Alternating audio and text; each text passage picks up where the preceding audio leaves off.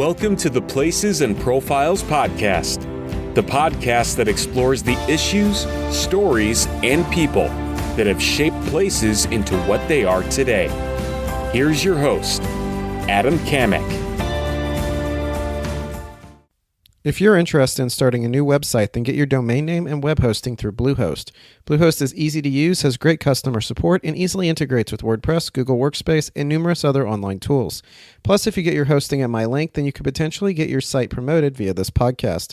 Get your hosting through Bluehost at placesandprofiles.com/blue. Hello, everyone, and welcome to the Places and Profiles podcast. Today, I'm speaking with Peter Alter about the history of Chicago. Peter is chief historian at the Chicago History Museum. You can find the Chicago History Museum at chicagohistory.org. You can also find the museum on X at Chicago Museum and also on Facebook and Instagram. For more information, please check out the show notes page for today's episode at placesandprofiles.com/20. Peter, welcome to the show. Oh, thank you very much for having me, Adam. Well, thank you so much for joining me. So let's just get started with the origins of the city of Chicago. So where does the name Chicago come from, and what did the founding of the city of Chicago look like? Sure.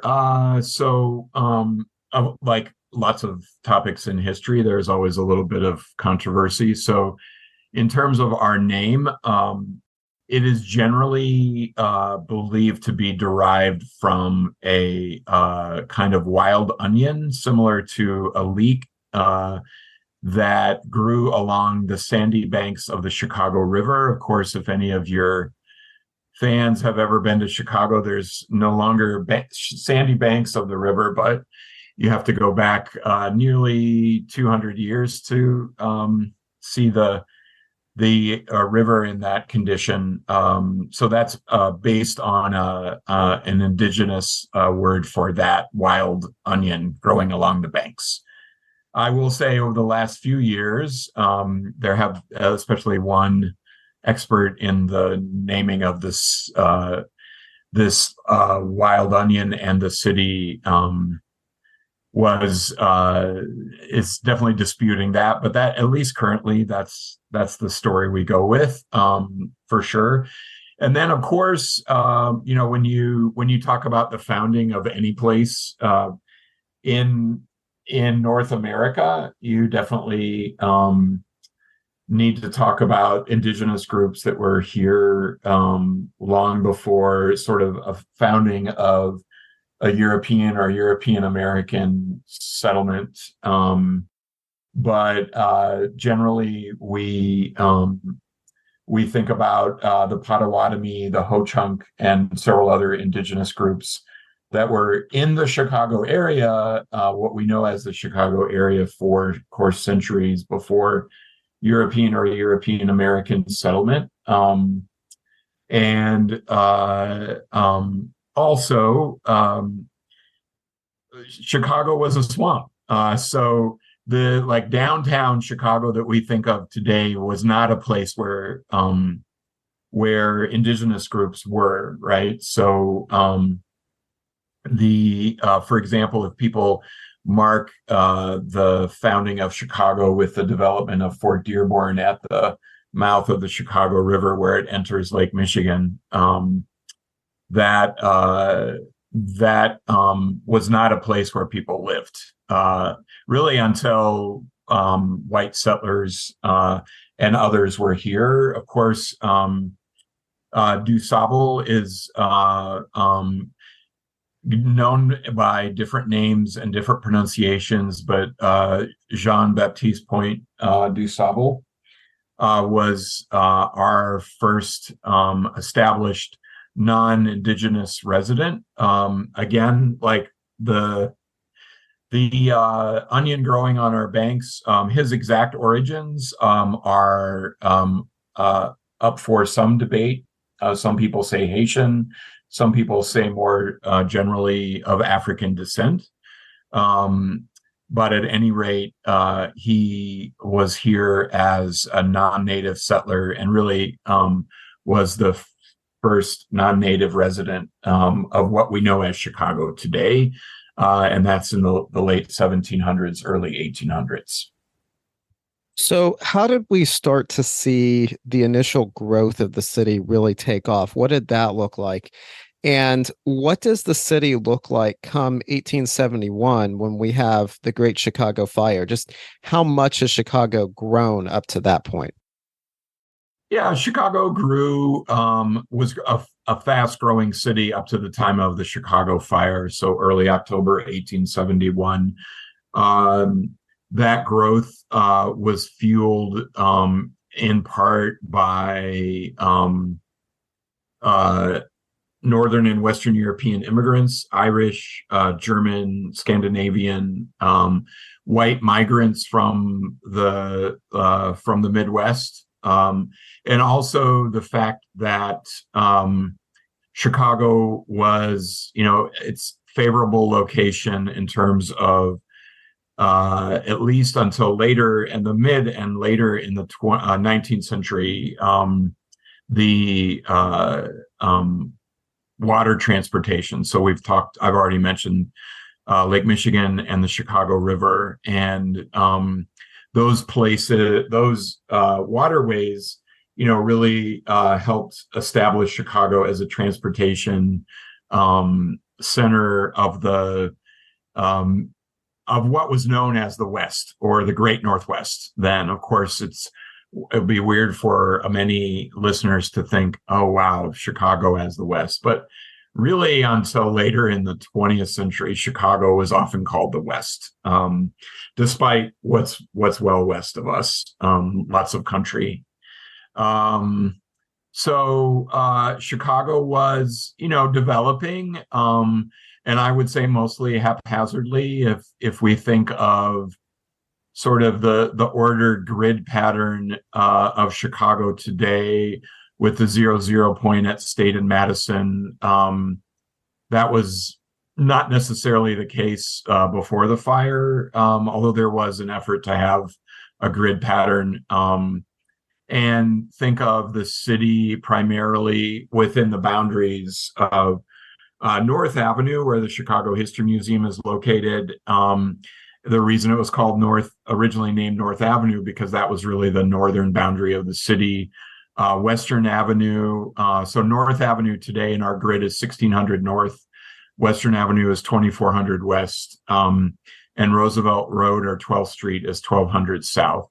So, and then of course the lake on the east. So you have a pretty kind of limited box within there of settlement. However, there is some scattered settlement north of North Avenue and definitely south of 12th Street.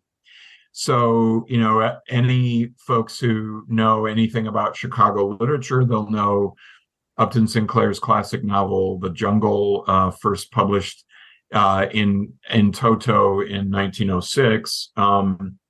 The Union Stockyard, which is kind of the primary landscape for that novel, opened on Christmas Day, 1865.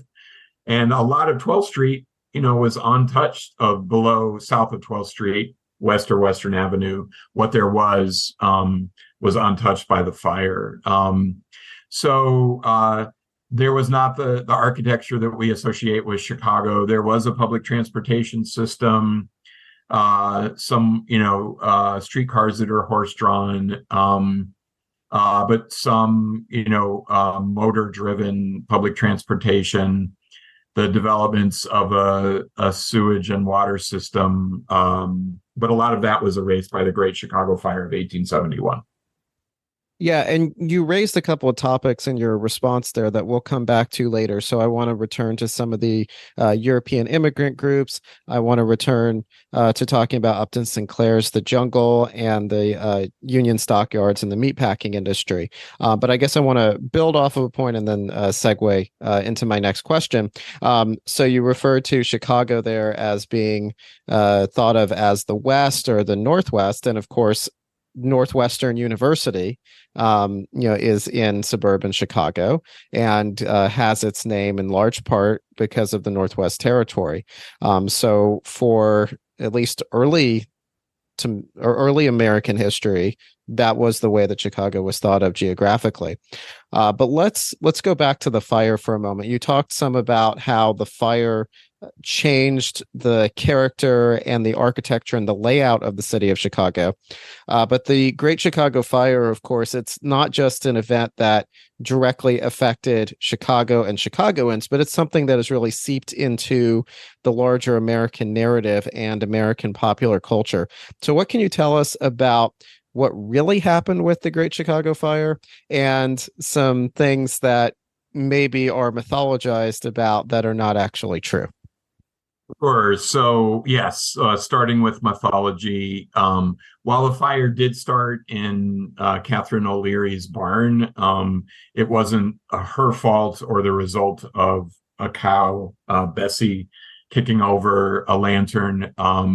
Both Catherine O'Leary and her cow, Bessie, were absolved of responsibility officially by the Chicago City Council, I believe, in the 1990s. Catherine O'Leary, being an Irish immigrant, being Roman Catholic, and with nativism, xenophobia, and racism at the time, she and other Irish immigrants were, she was especially portrayed as a witch. Her house didn't burn down, her barn did, but the fire spread east from where she was. So if anyone knows the geography of Chicago today, it's essentially the location of the University of Illinois at Chicago, and their sports teams are known as the Flames, as a tip of the cap to where the fire started. So there is actually kind of a marker where Mrs. O'Leary's barn was. So it was a ferocious fire. It did do things like jump over the river, which more than once. It was not expected to do that. It destroyed kind of the central core of the city. As I mentioned, it didn't really go south of 12th Street. It did.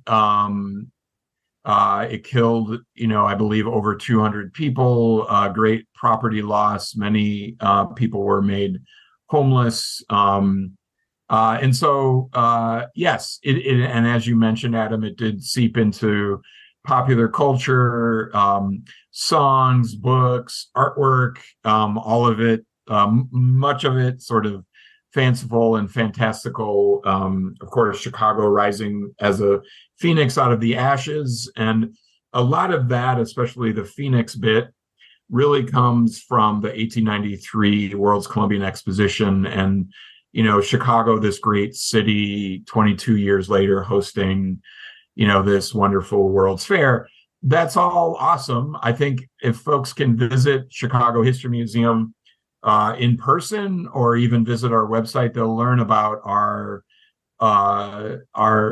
exhibition, City on Fire, which does go through a lot of that standard narrative, but also talks more deeply about the Great Chicago Fire and how, for example, yes, certain people within the city did rise like a phoenix out of the ashes. But of course, as we've noticed in our own times, sort of the maldistribution of help to folks. So if you were a business owner or a property owner, you were more likely to receive aid in the days, months, weeks, and years after the fire, versus an Irish immigrant or an African-American free or freed person living in the city. So it helps establish Chicago in a lot of different ways. Sort of the maldistribution of wealth that we know in many urban areas, including Chicago, doesn't have its roots in post-1871 fire, but certainly has a lot of the sort of starting aspects. And one of the things that I learned working here, I've been at the museum for about 24 years, we think of this great architecture, and actually what was built immediately after the fire was not really the beautiful architecture that we think of today.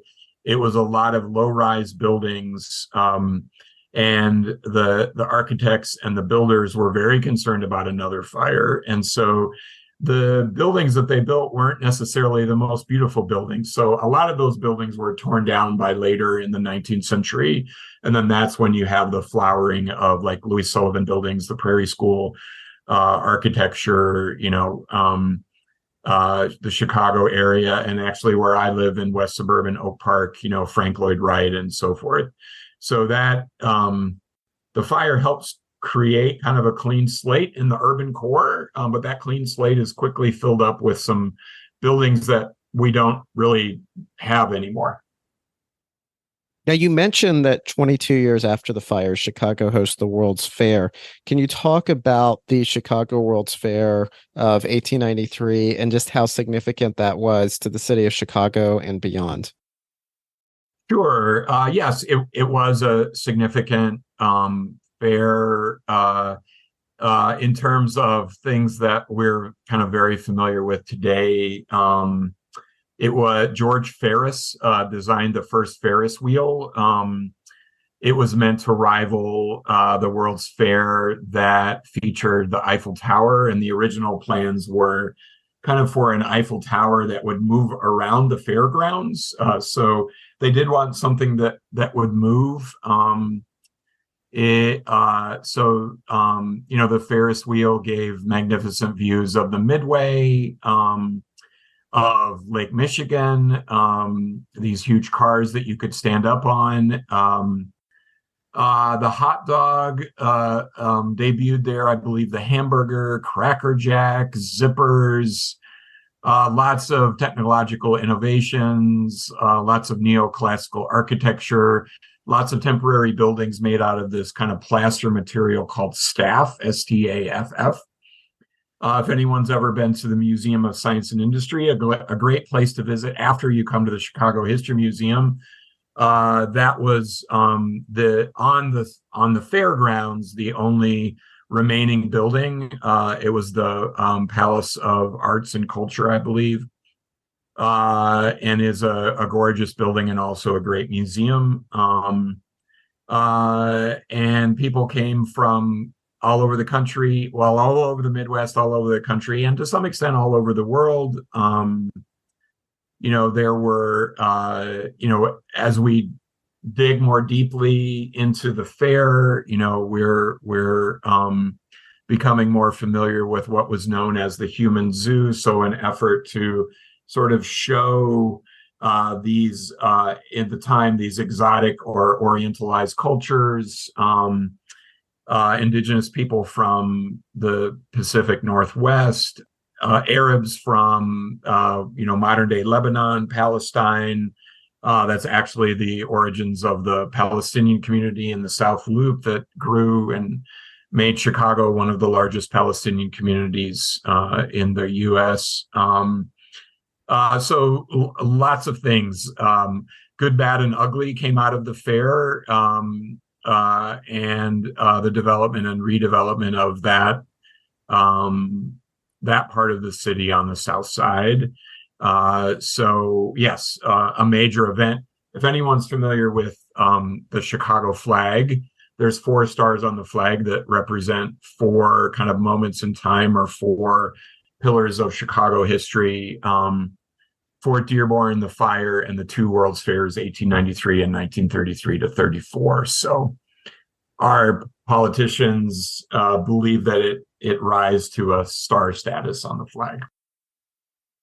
Now, as the World's Fair is going on in 1893, as part of the backdrop of what's going on in the city of Chicago, we had seen recently at that point labor conflict and labor strife, and we'll continue to see that in the ensuing years. So the World's Fair was 1893. 1886, there's the Haymarket Affair. 1894, the Pullman Strike. And then you talked earlier about the Union Stockyards that are featured in Upton Sinclair's fictional work, The Jungle. But of course, there are a lot of concerns and issues connected to the meatpacking industry and the working class individuals who are working in that industry as well. So can you talk a little bit about I guess we could say the labor history of this period in Chicago with the Haymarket Affair, with the Pullman Strike, and then with what's going on at the Union Stockyards that gets to become the focal point of Upton Sinclair's The Jungle? That's right. Yes. So Chicago, like other aspects of its history, has a deep and wide labor history. Yes, the Pullman Strike of 1894, the Haymarket Affair of 1886 and 7. Both of those usually work their ways into like the classic, like middle or high school U.S. history textbooks, and often into college history textbooks. So even, yes, I'll definitely talk about the meatpacking industry, but even to think about like the U.S. economy in 1883, yes, Chicago is having this fabulous World's Fair, but this is also a year of countrywide economic panic. When the fair goes away, 1894, the next year, yes, there's the Pullman Strike, and the remaining buildings actually become people who are homeless, without housing, move into a lot of those buildings. The buildings burn down. That's like a huge event in the summer of 1894 in Chicago. And so while we trumpet this great success, there's, like everything in history around the world, there's positives, negatives, and things in between. So I think the fact that homeless folks are moving into the fairgrounds is a good indicator of things. So yes, the classic novel 1906, Upton Sinclair's The Jungle. Jurgis Rudkus is the main fictional character. Lots of other Southern Eastern European, Central European immigrants, Polish immigrants, Slovaks, Czechs, of course. Upton Sinclair was hoping to convert people to socialism in the United States, and whether it's true or not, the sort of apocryphal story is that it deterred President Teddy Roosevelt from eating his morning breakfast sausage or bacon. Whether that's true or not, it definitely did help spur some basic food safety and regulatory developments, although they were still pretty weak by modern standards. But yes, he highlighted the meatpacking industry, the millions of head of cattle that were processed through that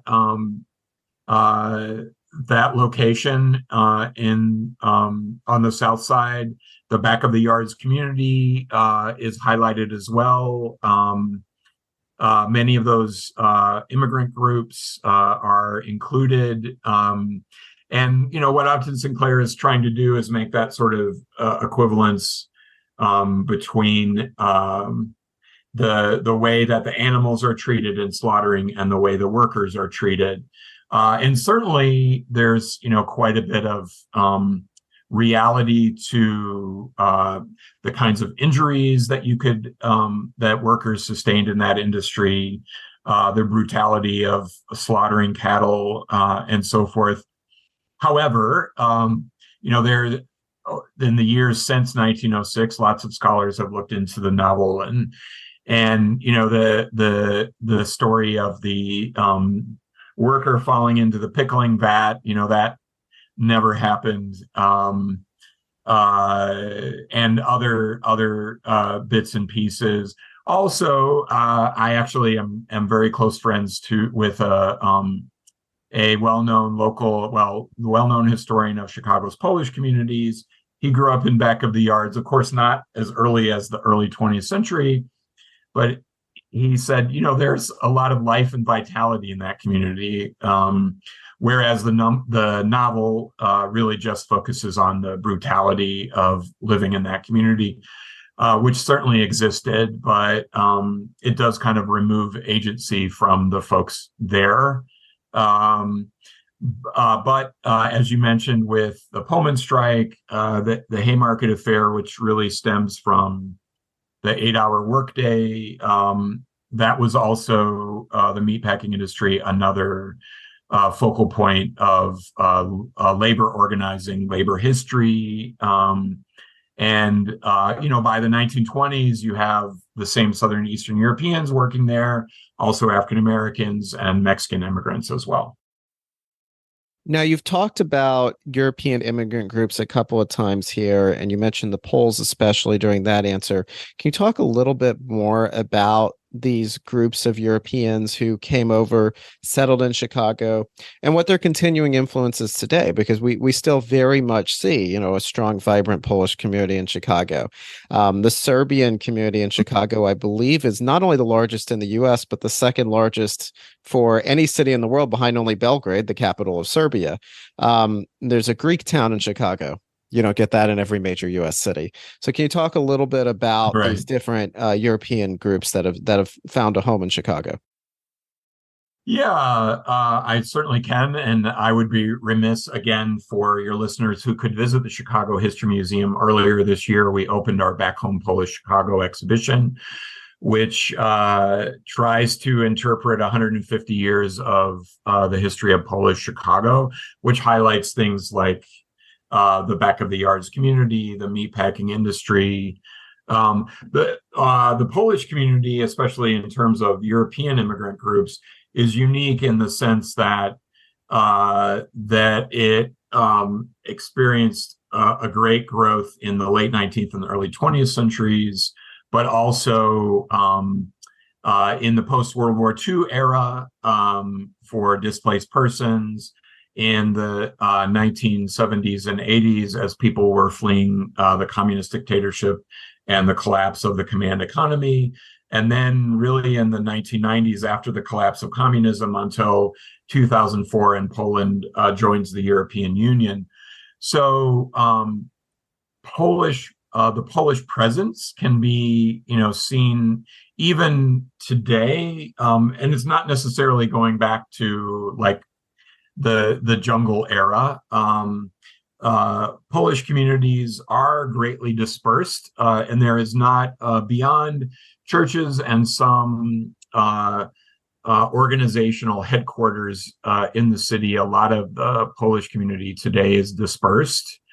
Yes, and the Serbian community, both from that late 19th and early 20th century, but the Serbian community here also grew quite a bit in the 1990s and early 2000s as a result of the wars in the former Yugoslavia. So while there are these earlier communities planted here as early as 100, 120, 130, 140 years ago, they're revitalized or changed by more recent immigrants and refugees. Greektown, yes, we do have a Greektown. A lot of people who visit Greektown, they do enjoy the Greek restaurants. They visit another great, I think it's the National Hellenic Museum is there on Halsted Street, a great place to learn about Greek immigration and Chicago's Greek communities. But Greeks don't live in Greektown. Greektown is a great tourist destination and very close to downtown. But again, like a lot of sort of legacy European communities, the Europeans are greatly dispersed all around the suburbs. So as a result, you'll see a Greek Orthodox church, a Serbian Orthodox church, a Polish Roman Catholic church spread far and wide across suburban communities.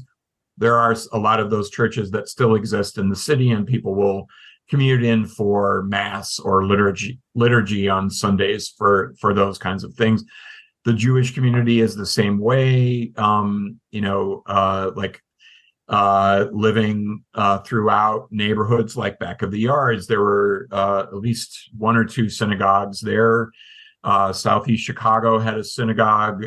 Synagogues spread throughout the rest of the city, North Lawndale.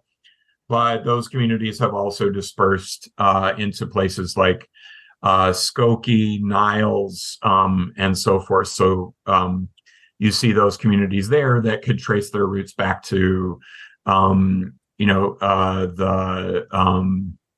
the Jewish immigrants from, say, the Russian Empire or the Austro-Hungarian Empire in the late 19th and early 20th century.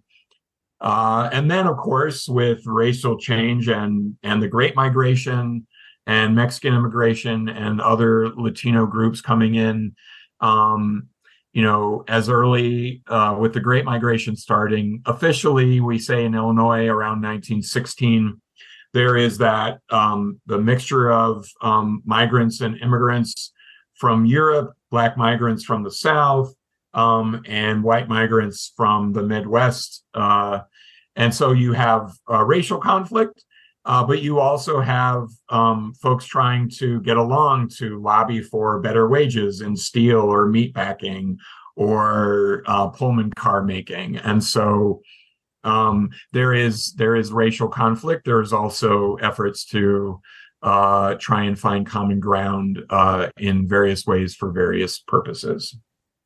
Well, and I do want to come back to the Great Migration and some of the conflict that ensued here momentarily. But before we do that, I want to touch on two more things from the 1800s. And these are, there's not a ton of overlap between these two topics, except for the time period in which they're in which we're discussing them. But Jane Addams and the establishment of Hull House from 1889, and then also during this time period, Chicago was beginning to develop as a transportation hub, as a center for railroads. And here in Texas, we see Chicago's role in history because cattle drives would start in Texas. They would get the cattle through what is now Oklahoma up to Abilene and Caldwell, Kansas, and then it would be shipped off to Chicago. And of course, we talked about the Union Stockyard and the role that Chicago played in the meatpacking industry. But a lot of this was facilitated by Chicago being this railroad and transportation hub. And of course, Chicago is still a transportation hub with O'Hare Airport and the influence of United and to a lesser degree American Airlines there. So topics that are not particularly related, but Jane Addams and Hull House and Chicago as a railroad and more generally a transportation hub during the 1800s. Can you talk about those a little bit?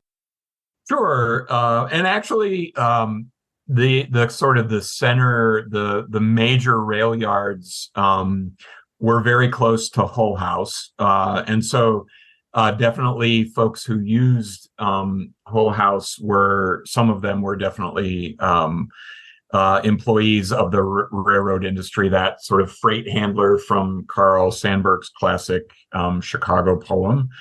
So there is definitely a connection geographically as well as kind of literally. So Jane Addams, Hull House, for those folks, and again, a great museum to visit if you visit Chicago after you visit the Chicago History Museum, Jane Addams Hull House Museum, on the University of Illinois at Chicago campus. And a great place to kind of dive more deeply into her life. A Nobel Peace Prize winner. So if we think of kind of modern day social work, Jane Addams was, as is often given her, like a pioneer before social work was really social work. She, along with others, based on a model from London at Toynbee Hall, established the idea of settlement houses in neighborhoods that were where the residents were experiencing a lot of challenges. So the things that we would call today, like these are immigrant and migrant groups, at least around Jane Addams Hull House, a lot of those Southern Eastern Europeans whom we talked about, as well as white migrants in the near West Side community, not very far from downtown.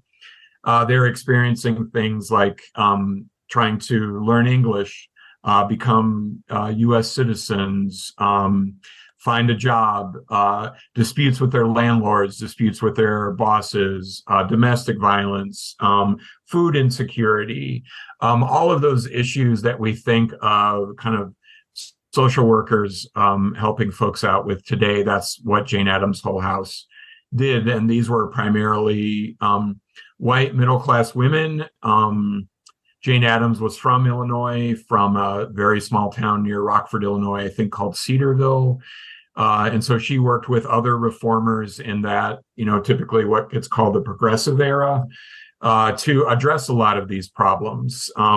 So across the street from Jane Addams Hull House no longer exists as a building there, but the first juvenile court. So thinking about what we might call juvenile offenders or young offenders as a special class, that they shouldn't be, lumped in with adult offenders, for example, that they needed different treatment. Cleaning up the streets.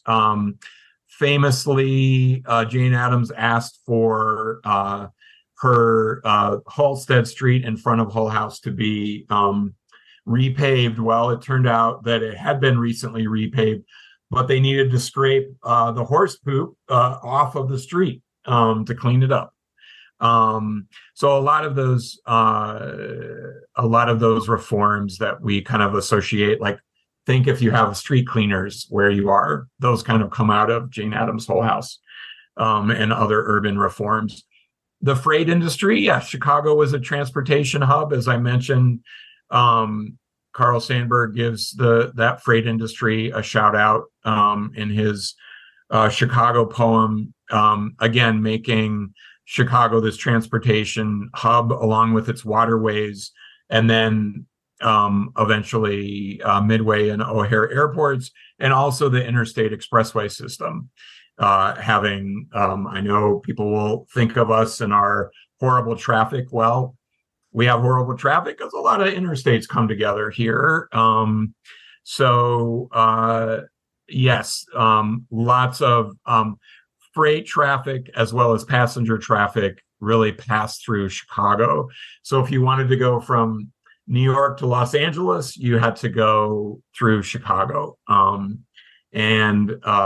So that meant the infrastructure, that meant employees, that also led to like not only the Pullman Palace cars being made here, but also the Brotherhood of Sleeping Car Porters, the famous African-American Union, again, with that labor history, having, a significant membership here of primarily African-American men and some African-American women. If you're interested in starting a website, then use Bluehost. I use Bluehost for placesandprofiles.com, and it's great. Their customer support is quick, responsive, and helpful, and it works well with WordPress, WooCommerce, Google Workspace, and countless other online tools. As an added bonus, if you get your domain name or hosting through my Bluehost link, then I will mention your website on the show and link to your website on placesandprofiles.com, as long as your website is not inappropriate and is not significantly opposed to my beliefs and values. Check out Bluehost and get your domain name and hosting today by going to placesandprofiles.com/blue. Again, that's placesandprofiles.com/blue. All right. Now, you mentioned the Great Migration earlier, and you were talking about that a little bit earlier. And of course, coming out of the Great Migration, we see race riots in Chicago. We also see the onset of the Chicago Black Renaissance, and we see the South Side of Chicago taking hold of a distinctive culture and a distinctive sort of personality and identity and development. So can you talk a little bit more about some of these effects of the Great Migration and just exactly, what we saw with race riots, with the development of the South Side of Chicago, and with this Black Renaissance that takes place in Chicago during this time period? Sure. Yes. So if we think of, again, like the classic topics in U.S. history, the movement of African Americans to Chicago, at least from southern states like Mississippi, Georgia, Louisiana, Chicago being at the end of a lot of those railroads that ran literally north to south, like the Illinois Central. So, if there's listeners in places like Detroit, folks in Detroit were coming from Alabama, but not necessarily going to Chicago based on the way that the railroad lines ran. And so these are folks who are fleeing lynching, racialized violence in the South, also an increasingly mechanized cotton industry that is displacing agricultural workers, tenant farmers, debt peonage farmers.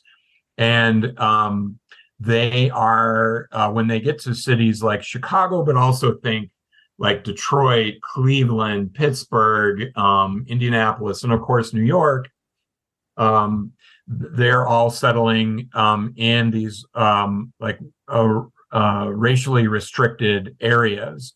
So there is not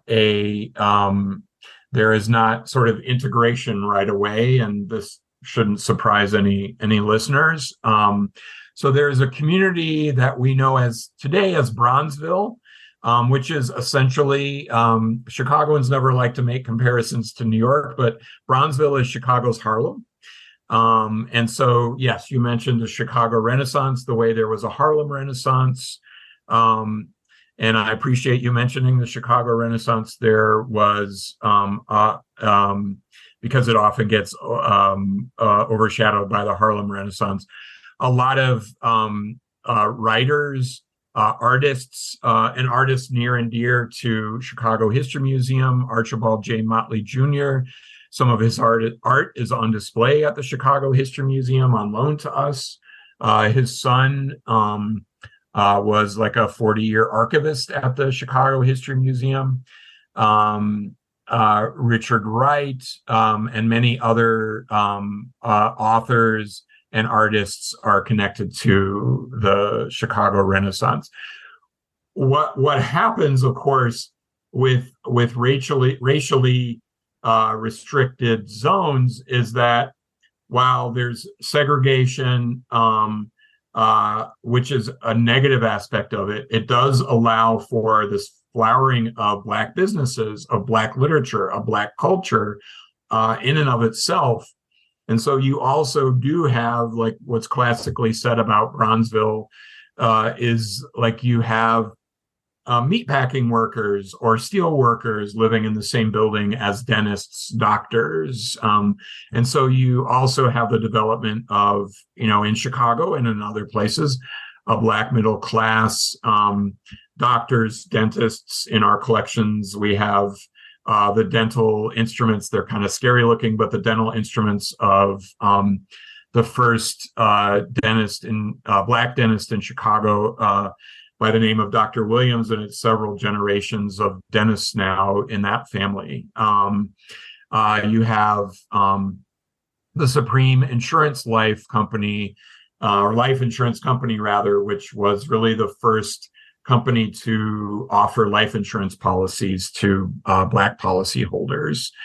You have libraries, a YMCA, a flowering of Black culture in Chicago, the way you could go to like a Polish community in Chicago and see a flowering of Polish American culture and Polish culture, or a Mexican community and see the same through houses of worship, through newspapers, later on through radio and television programs, through literature, bookstores, restaurants, nightclubs, bars, saloons, and so forth. So Chicago's Black history often gets overshadowed by Harlem, but it's a very rich and vibrant community, the same way people may know about our Polish communities or our Mexican communities. All right, so the next place I want to turn, and this would follow chronologically after the Great Migration. So the Great Migration, we're looking at the 1910s, and then we turn to the 1920s, and one of the major issues engulfing the whole country, of course, is Prohibition. And for a lot of people, for better or for worse, Chicago seems to be viewed as being a center for Prohibition and for illegal activities and gangster violence and those sorts of things. So can you talk about Chicago during the Prohibition era? Because Al Capone, who is maybe the most iconic figure from this era, is largely associated with Chicago. Bugs Moran is associated with Chicago. And then, of course, there's the St. Valentine's Day Massacre in 1929. So what can you tell us about Chicago during the Prohibition period? Right.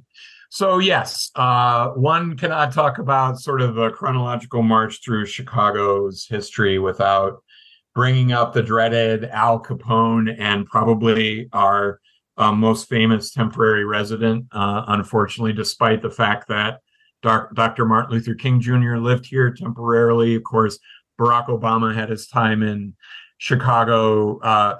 So yes, people who visit Chicago, some Chicagoans and people in the U.S. generally are fascinated by Al Capone. You can't travel, for example, to Europe without people, if you say you're from the Chicago area, without people bringing up Al Capone if they know nothing else. Maybe Michael Jordan more recently.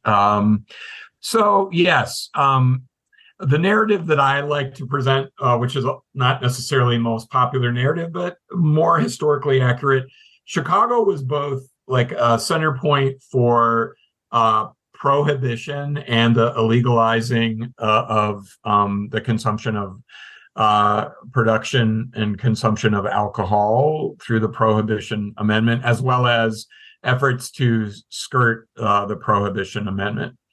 So folks whom we've already talked about, like Jane Addams, they were very much into temperance and sobriety because they saw the same way we might today in our opioid crisis see a crisis of addiction through alcohol. So while we kind of look back on the prohibitionists as like these antique kind of weren't they dumb people, they were trying to protect people from alcohol, from addiction, from homelessness, joblessness, domestic violence, all of those things. So while maybe legalizing alcohol wasn't the best approach, they were definitely coming at it primarily from a positive perspective and a reform perspective. But like a lot of reforms, there's downsides. So, Chicago is bringing immigrants. Chicago brings migrants. Chicago has transportation, water, eventually air and land. So that helps, if Chicago is a transportation center, it's a great place to make things and transport things. So illegal alcohol. So yes, Al Capone and other classic gangsters that are immortalized in movies and television shows and novels and music as these wonderful kind of Robin Hoods. They were also murderers and drug traffickers, and they made a lot of money off sex workers exploiting young women. And so there's, like everything else, there's an upside and a downside. And yes, the St. Valentine's Day Massacre, we can't get through February 14th every year without some mention of that. Yes. What I also like to say while acknowledging the gangster history, talking about prohibition, but also thinking, there was a lot of other stuff going on in the 20s. People were living their daily lives totally separate from gangsterism and the things that we kind of highlight today. We talk about the Roaring 20s and a wide open city, but this is also an era when the steel industry is growing, the meatpacking industry is growing, the bungalow belt is growing, Chicago is really developing, and those sort of the economic developments that positive and negative that helped lead to the Great Depression, the same year of the St. Valentine's Day Massacre, at least the start of it. Those things were going on as well. So I don't want the everyday life to get overshadowed by Al Capone, but Al Capone is there. You can see a still in our Chicago Crossroads of America exhibition. You can see pictures of the St. Valentine's Day Massacre, where his empire was urban and suburban. Yes, he and the 20s are definitely a part of our history, good, bad, or ugly. Yes. And something else that's a part of Chicago history that maybe is not as associated with Chicago, but the Manhattan Project. Now, a lot of people will associate that much more so with New Mexico, especially with the Oppenheimer film that's been in theaters, that has been so widely acclaimed. And Los Alamos was the center for much of the Manhattan Project activity. But the city of Chicago and the University of Chicago played a critical role as well. So can you talk about Chicago's role in the Manhattan Project and its role during the World War II era? Sure. And in the Oppenheimer movie, there is a very brief nod to Chicago and the University of Chicago. So kind of the standard narrative is that, the Manhattan Project, while eventually centralized in New Mexico, was throughout the country. Oak Ridge, Tennessee comes up in the movie. University of Chicago comes up in the movie. There was some development, I believe, at Columbia University. So, in our own times, University of Chicago is known as like a Nobel Prize winning, faculty. And that to some extent has its seeds back in the 1940s. But the Manhattan Project did have a location at the University of Chicago. And some people say under the old football field or under squash courts, the first self-sustained nuclear chain reaction took place. That story is featured in our Chicago Crossroads of America exhibition. And Enrico Fermi, the physicist and Italian, eventually, I believe, Italian-American, was kind of the leader of that. The local repository of the National Archives has his notebook that he used to record that chain reaction. And we have a reproduction of that notebook. We have a very true to life, as I understand it, painting on display. So yes, that's very much a part of Chicago's history. People who want to visit the city after they visit the Chicago History Museum, you can go to the University of Chicago's campus, and there is a monument to that, world-changing events. And I did nudge my wife while we were watching the movie, like, hey, that's us. That's the University of Chicago, or at least the city of Chicago. And there was all kinds of concerns, which I think are relayed a little bit in the movie, that perhaps the chain reaction could go awry and maybe take out the whole city or the South Side where the university is located. So it wasn't without risk and fear that took place. Well, and we could go down a whole nother rabbit hole here, because you're not just with the Manhattan Project, but you're mentioning the scene taking place in the old football stadium. I mean, that could very easily be a segue into talking about Amos Alonzo Stagg and the significance that the University of Chicago played in the development of college football, which is something that we might not think of today, seeing as athletics have long since been de-emphasized there. But I want to turn our attention to a new direction, since we are starting to run out of time and there's still a few more things that I want to get to for sure. And the next place I want to look is politics. Now, you briefly mentioned Barack Obama earlier, and for those of us here in 2023, Obama is probably the most famous politician associated with Chicago.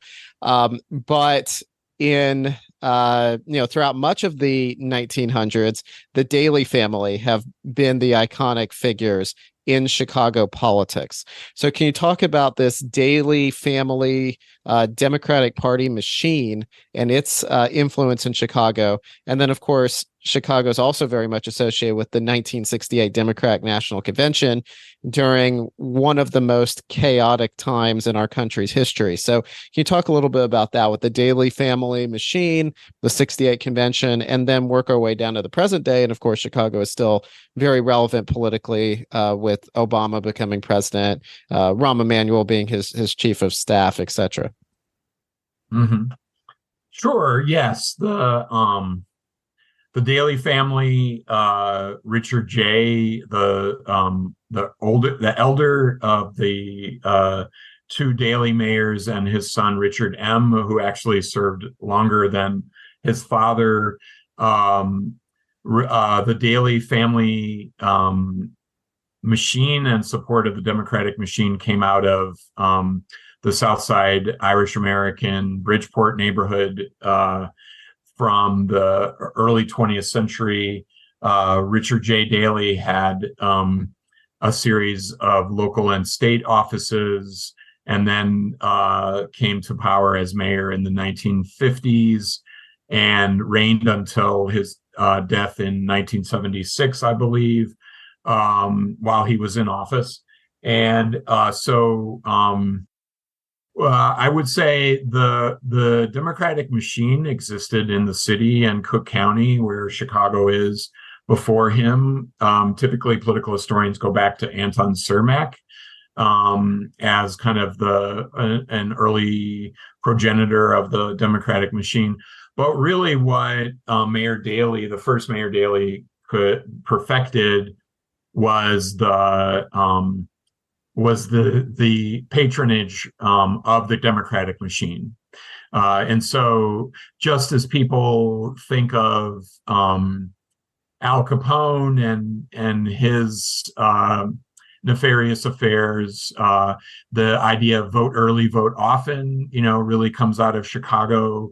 I think there was even a play by that name about the Daley family that was on stage within the last few decades.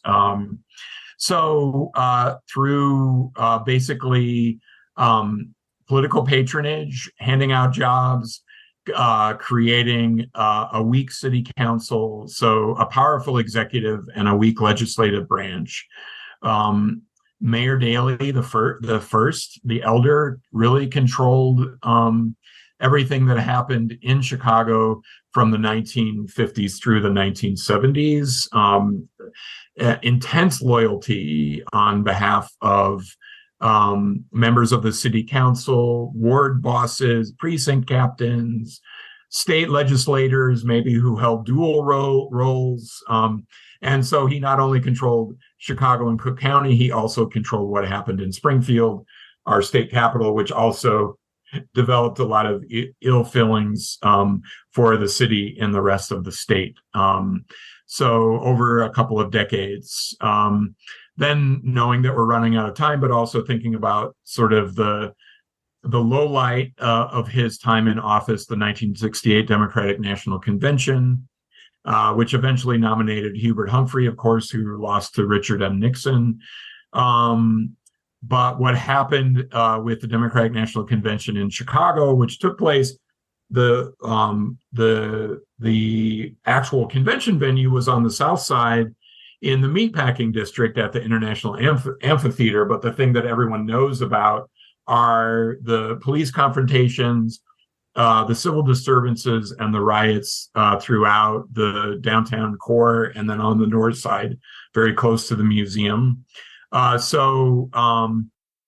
Anti-war, anti-Vietnam War activists, civil rights activists, women's rights activists converged on Chicago to protest democratic policies that had taken place through Texans, LBJ's administrations. And of course, he decided not to run for what would have been a second full term for him.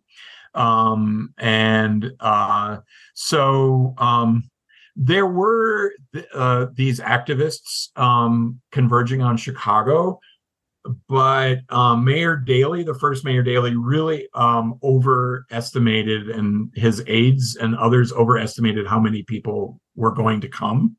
They thought in the millions, but it was in the thousands. There was fears over poisoning the water supply, capturing defensive. There were these minor Nike missiles that were, in case of a Soviet nuclear attack, that hippies would capture those missiles and turn them on the city and those kinds of things. And I'm not making this stuff up. There was a disproportional response by law enforcement. And so the whole world is watching the first Mayor Daley being compared to having like Nazi tactics or Stalinist tactics, or comparing Mayor Daley to the Vietnam War or the crackdown in Czechoslovakia as a result of the Prague Spring that same year. a lot of those, develop out of this era.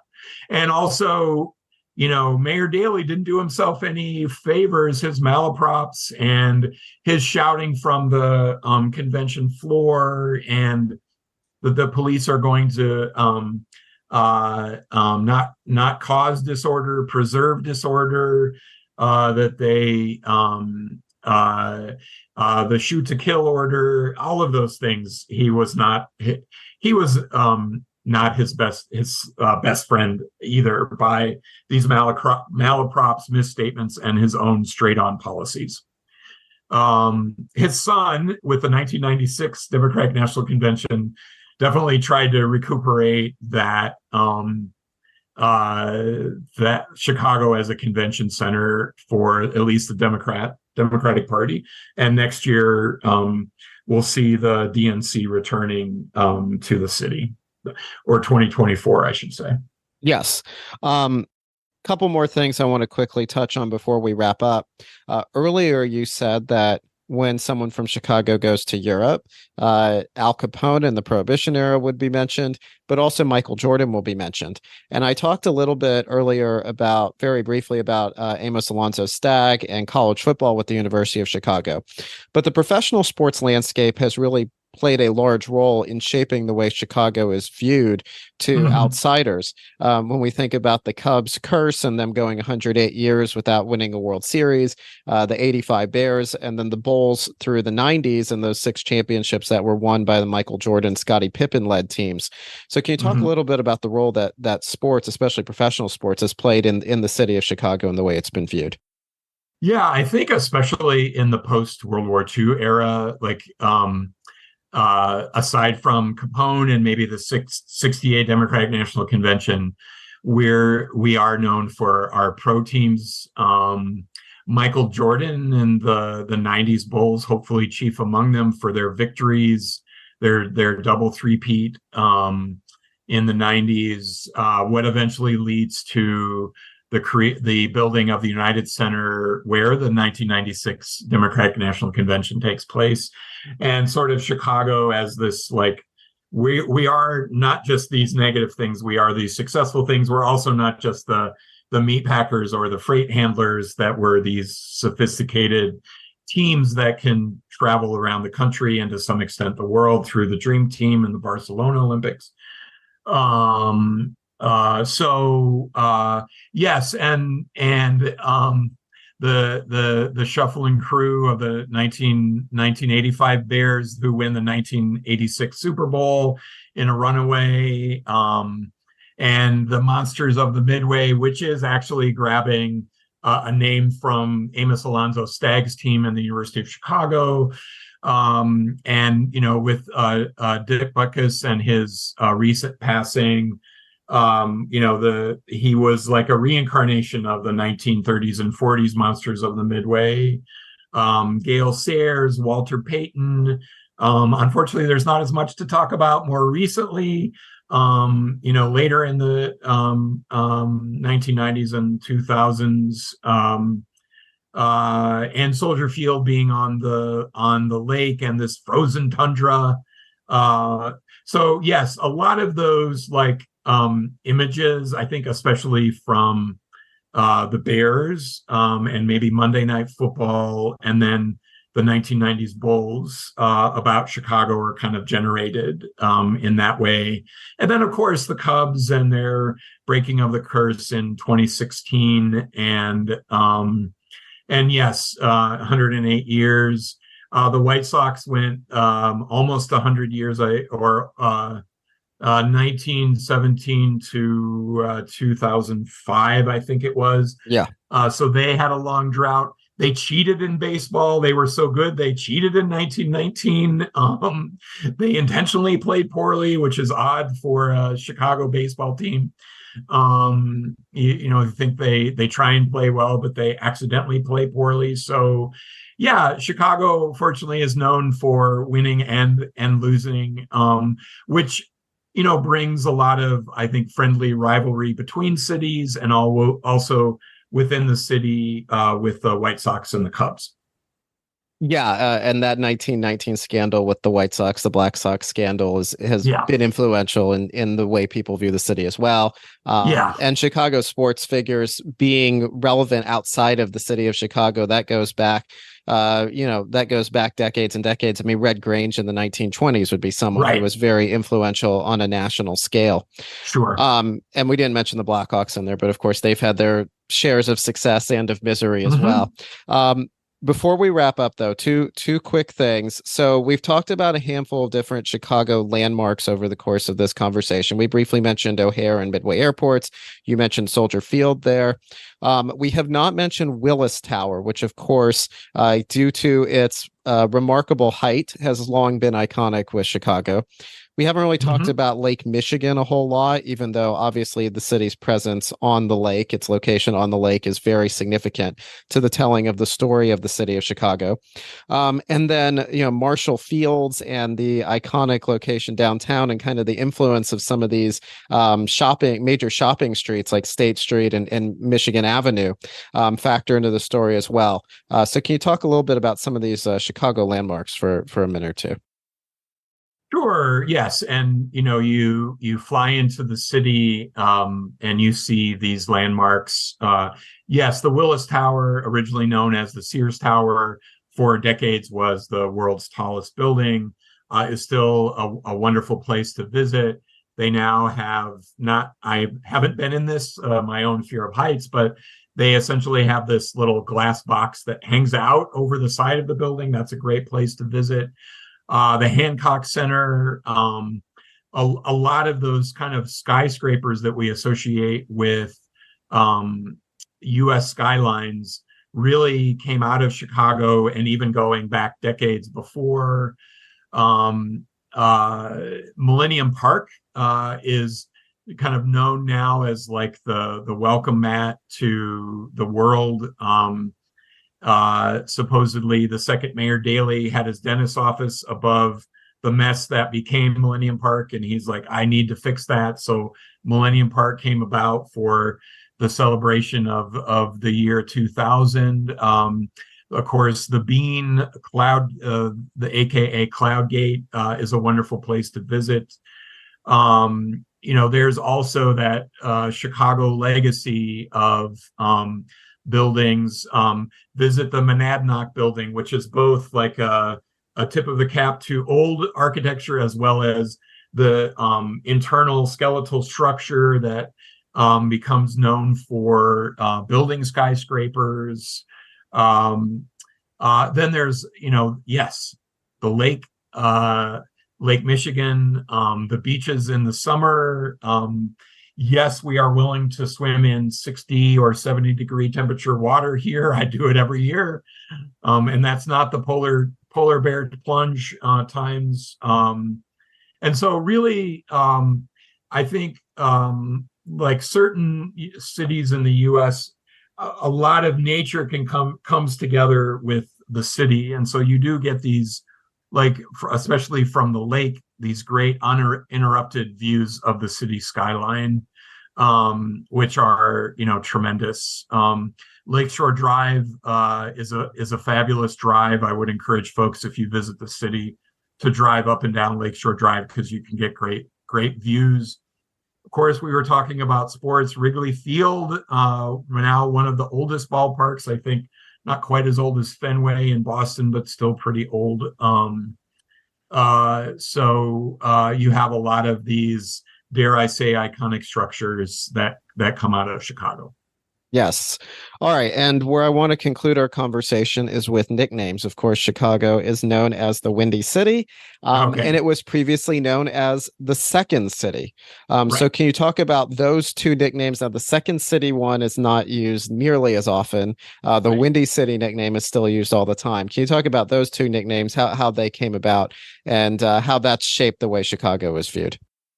Yeah, so the Windy City is interesting, and it actually is a good kind of ending. So I talked about like the naming of the wild onion that grew around the Chicago River, and that having some more modern day controversy. So the Windy City, a lot of people think, oh, Chicago is the windiest city. Well, actually, it's like, I don't know, the 13th windiest city, like behind Buffalo or something. So a lot of the sort of lore around the Windy City actually came from the idea that Chicago politicians promoting Chicago as the site for the 1890, it was supposed to be 92, we were a year late, 1892 fair, which became the 1893 fair, World's Columbian Exposition. That was like, oh, you have these windbags of politicians. However, people more recently have found no like historic evidence for the windbag politician theory. And so there is some research in newspapers that goes back to say, actually, Chicago might have gotten the Windy City name from its wind, and maybe around the winds that whipped up the fire, the Great Chicago Fire, or other fires previous to 1871 and post 1871. So a little bit shrouded in mystery. And then the second city, fans of like stand-up comedy, or even like the Colbert Show, or lots of other comedians around the country might know about this Second City Comedy Club and Theater, which is actually just a couple of blocks west of the Chicago History Museum. So in the 1950s, I believe, and I'm not recalling his name right now, which might be apropos, either a columnist for the New York Times or the New Yorker was apparently against his will, forced to live in Chicago on assignment. And so he wrote a book called The Second City and really ran down the city, and kind of everything, our food, our skyline, our neighborhoods, all of those things. And so the Second City, like Chicago is a second-rate city to New York. And I'm not gonna, New York is awesome, wonderful, way bigger than Chicago, highlight of movies, books, everything. I'm not running down New York at all, or even the author of this book. But the Second City Comedy Club kind of took that, like jokingly, because it was a comedy club opening in the 1950s as this book was coming out, and kind of took that name on. So you see Second City in various places. We have lots of other nicknames, the Third Coast and others. But yeah, those are probably the two most well-known. All right. Well, Peter, I want to thank you so much for joining me today. If someone wants to learn more about your work at the Chicago History Museum, where should they go? They should go to our website, chicagohistory.org. They can also, if you're in the city, visit us at 1601 North Clark Street. All right. And I want to remind everyone to go check out the show notes page for today's episode at placesandprofiles.com/20. That's going to be the location to go on the web to find all sorts of links and information related to today's episode, placesandprofiles.com/20. And again, I know I kept you over time, Peter, but thank you so much for being so generous with your time and going through the history of the city of Chicago and touching on some cultural and historical figures and events along the way. So thank you so much. I really appreciate it. Thank you, Adam. I really enjoyed the conversation, and we could have another conversation just about Chicago sports. I'd be into that as well. As would I. Thank you so much. Okay. All right. Thank you for listening to today's episode of the Places and Profiles podcast. Please visit placesandprofiles.com to subscribe and listen to more episodes. Come back again soon, and thanks for listening.